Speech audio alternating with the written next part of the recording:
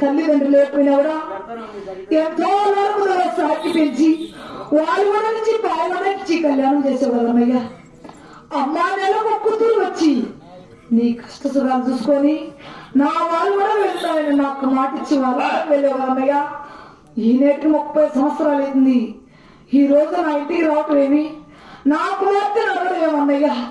నేను ఒక్క మాట అనగానే అది వెళ్ళడం నీకు ధర్మమా? నీవు తప్పక ఎవరున్నారన్నయ్యా?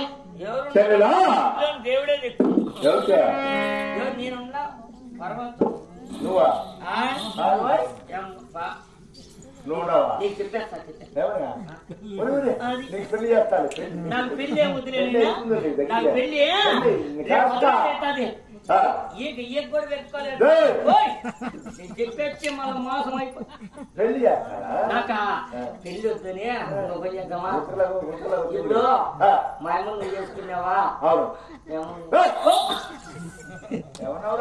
అవైతే అక్కడ ఉంటుంది.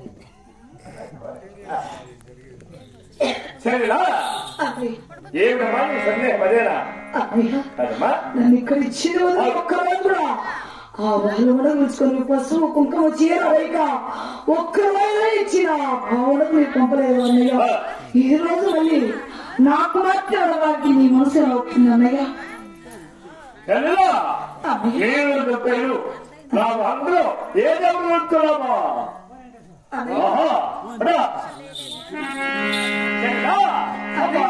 కాదు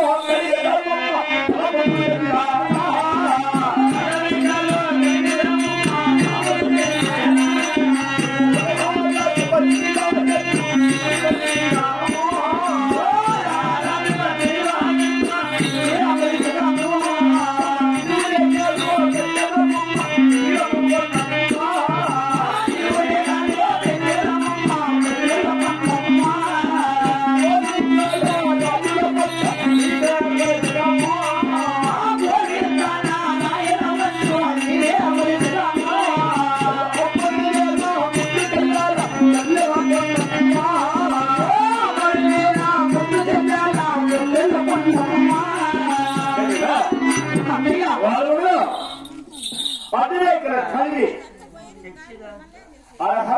శివారి శివుడు వచ్చి మూడు నామాలు గోవింద నారాయణ జన్మలేదు మీ దేవుడే తప్పకుండా మా దేవుడే వస్తాం అన్నయ్య.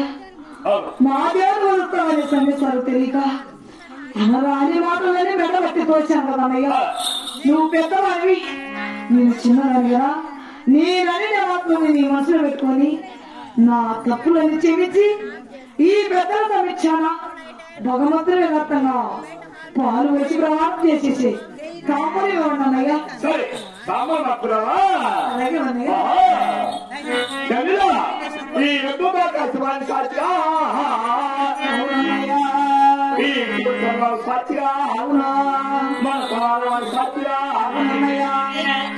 నా పిల్లలకి మొగనే మొగనే ఒక భార్య భర్త మా కూర్చోండి. మా ఇంటి పక్కన రాది ప్రపంచాచారం పెళ్లి అయితే కూర్చోండి. సరిగా మీ కొత్తలు నా కుమారుని చేసుకుంటాను.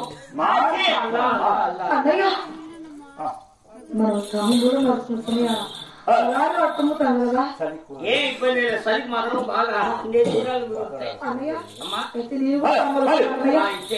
అన్నయ్య నా కుమార్తెలు తప్పకుండా నీ కుమార్తెకి మరి నేను కళ్యాణం చేస్తాను అన్నయ్య. అన్నయ్య వాళ్ళు కూడా వెళ్ళి పెళ్లి కుమార్ మా బంధువులందరూ తీసుకుని వచ్చి ఇక్కడ కళ్యాణం చేసిన తర్వాత ప్రయాణం చేసి వాళ్ళు కూడా వస్తున్నాను అన్నయ్య.